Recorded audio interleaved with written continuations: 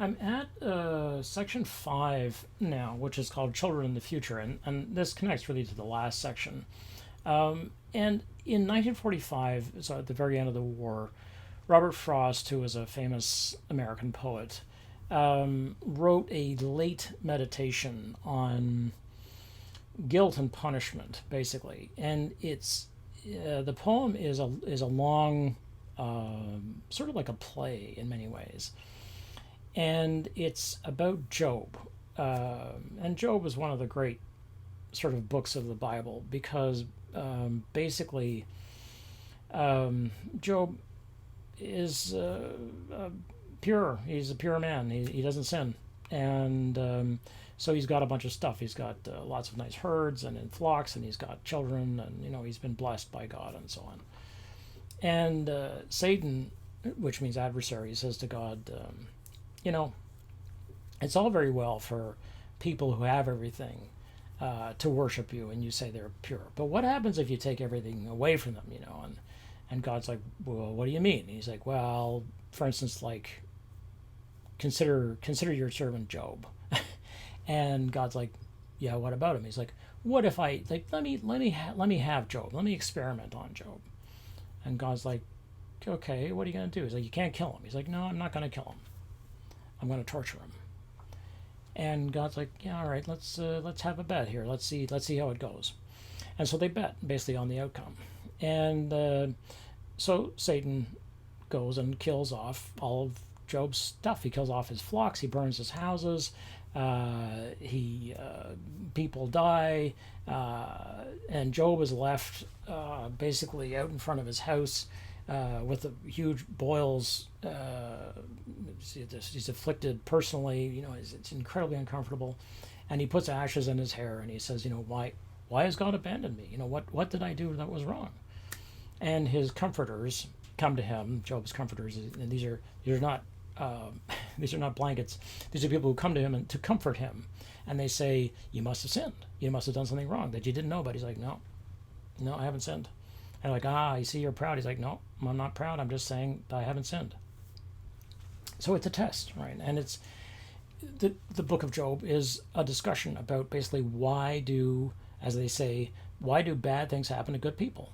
Because they do. And how do you explain it? If you're a good person, you're not supposed to be tortured. Not if there's not if there's a reasonable God in heaven, right? Is God a sadistic, torturing God, right? And so what happens in this poem is that it's long after the event, and Job and his wife have had their peace restored, and they're vacationing. This is a wonderful idea. And so they vacation on a tropical isle, and everything is perfect. And God comes to Job and says, please forgive me. I screwed up. I'm sorry. I shouldn't have given you to Satan like that. And Job says, yeah, you screwed up. You were wrong. But he then he begins to think, because he's been thinking about this for a long time. And he says in this discussion with God, and there's this three-way discussion between God and Job and Job's wife. And Job's wife is not impressed by God at all. She's like, first of all, you're not a feminist. It's very good. And Job says to God, I've come to think I'll put this piece of poetry up so you can see it as I read it, and then I'll go back and discuss it. Okay. So here's the poetry. Okay. So this is 14 lines from what is really quite a long poem. It's a few hundred lines, I guess.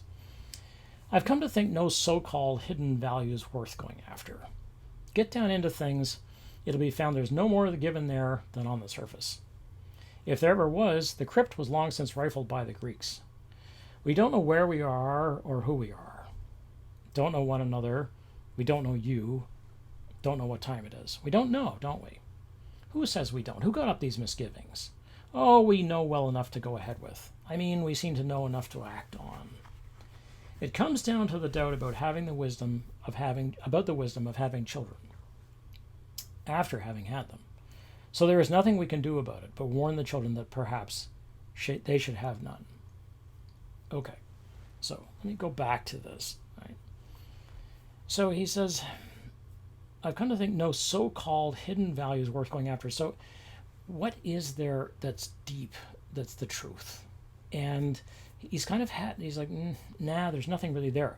When he does find a truth, he says, if there ever was anything there, the crypt, so he's digging down basically into or he's going into a tomb, was long since rifled by the Greeks. So that essentially what we know of philosophically hasn't really been added to particularly since the Greek philosophers, which would include Socrates and Plato and Parmenides and Anaximander and all the other, all the other famous Greek philosophers, but specifically Plato really is the main.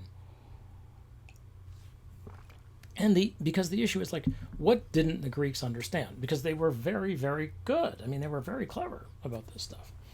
And then he begins to say, basically, well, so where are we? What's the truth here? What is the truth of the matter?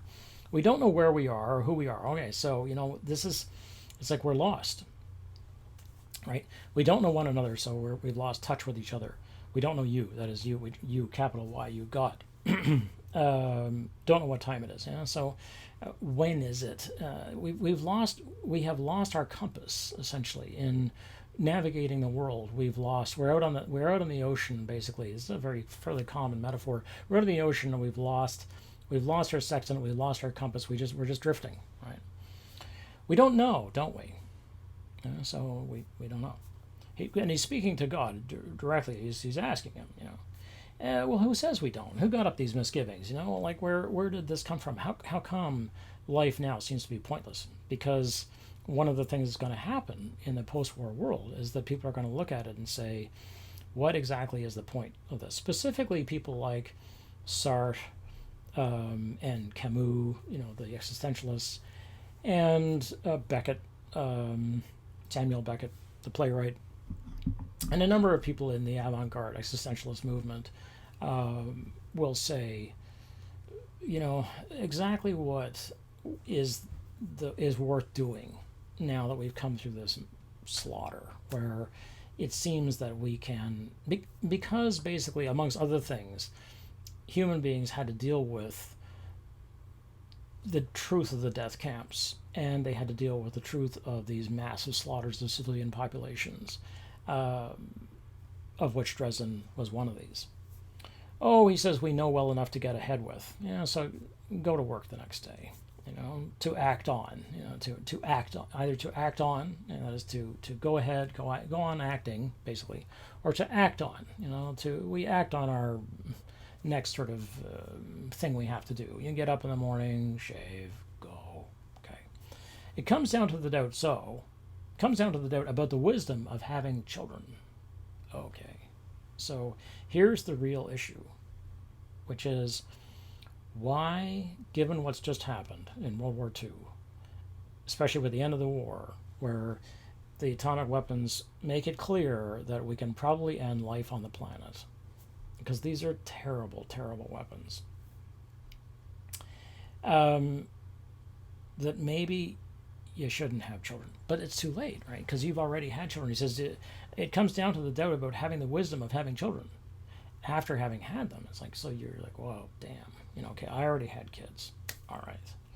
So then you say, okay, what can you do about it? So you say to your children, maybe you shouldn't have any children. All right. So Vonnegut echoes these thoughts because, as I think I've said, I can't remember, I have talked about this in terms of Oliver Stone. Because what's going to happen is that Vonnegut and his other veterans are going to come home from the war and they're going to initiate the baby boom, right? I mean, basically they're all going to get busy impregnating their wives and having children. The wives are going to have the children, right? And so he puts these two gynecologists at the end of the novel. And this is really how the novel closes, right? With these two doctors on 196. The couple, so involved with babies, had never reproduced themselves, though they could have. This was an interesting comment on the whole idea of reproduction.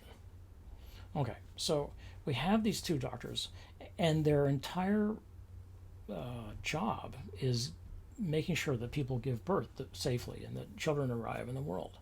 But they themselves, although it's not because they're, he is sterile or she can't have children, it's not because of that. They have looked at the war and they're not having kids. And this is the same idea that basically Gunter Grass is going to deal with in The Tin Drum, which is an astonishing novel and movie by Volker Schlondorf. As a humanist, then, it's Vonnegut's problem to ask about the validity of having children. And as so many other combat veterans do, he doesn't have any real confidence in lasting peace. The argument here is that war is the norm, and that peace occasionally, as we might say, breaks out. And as I say, this is what enrages Mary O'Hare. As he says, she didn't want her babies or anybody else's babies killed in wars. This is on page 15. And so then he says, I'll tell you what I said, I'll call it the Children's Crusade. And she was my friend after that. However, at the end of the novel, again, near the point that the two gynecologists appear and they're taking care of things that are living, so the horse is, his mouth is all cut up by the metal bit. And they tell off Billy. It's like, what are you doing?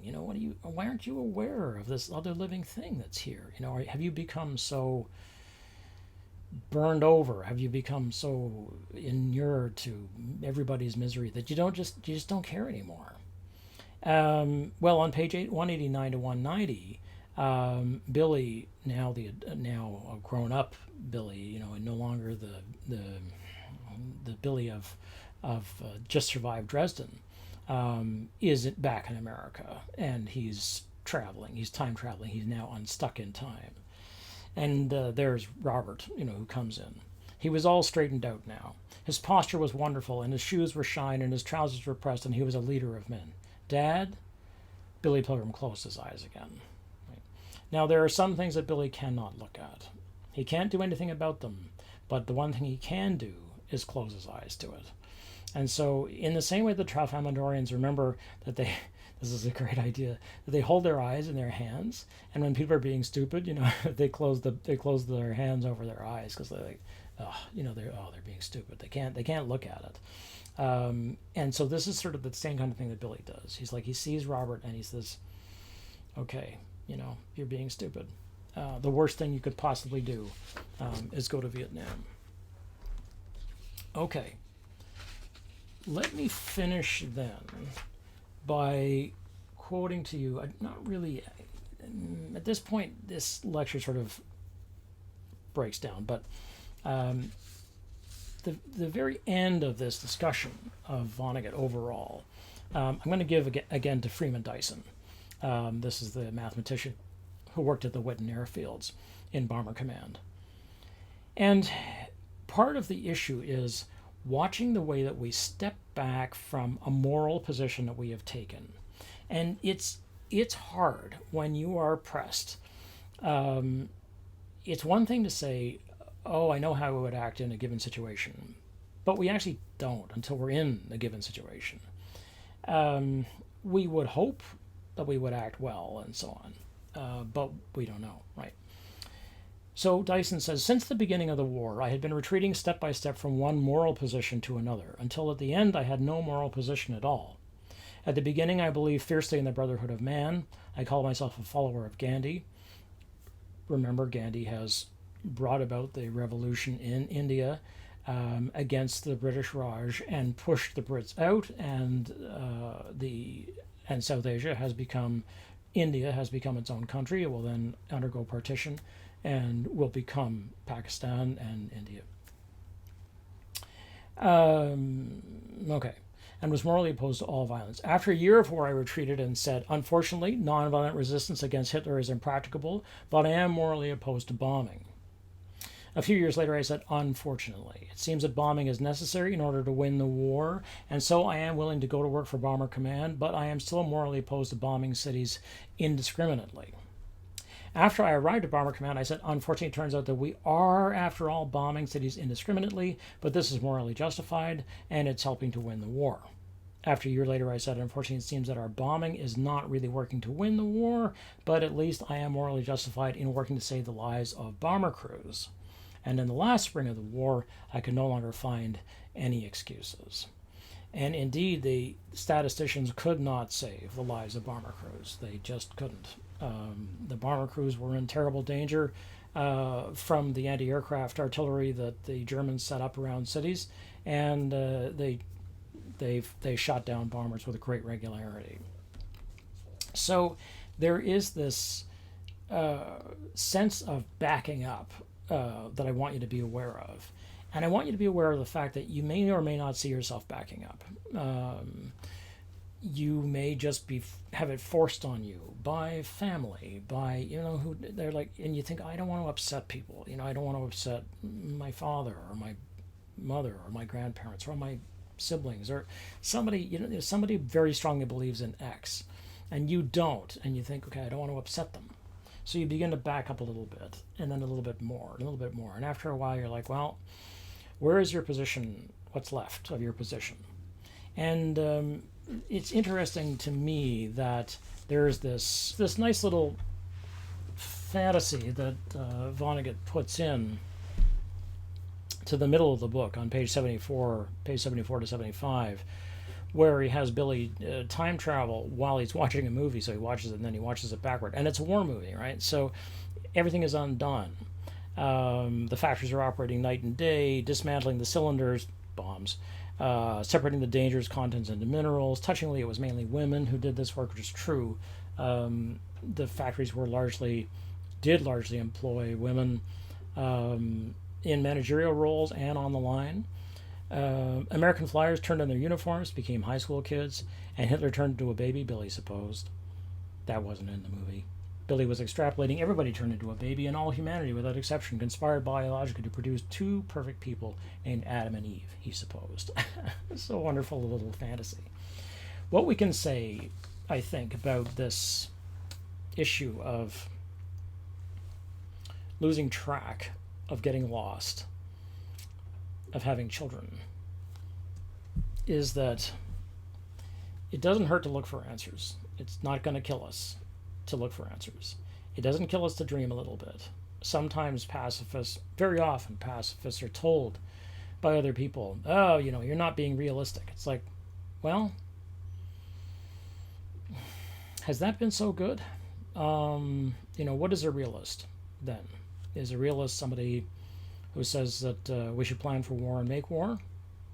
Because that's how things have gone. Do they have to go that way? One thing we know for sure is that it will kill us to follow orders. So that's probably worth, considering.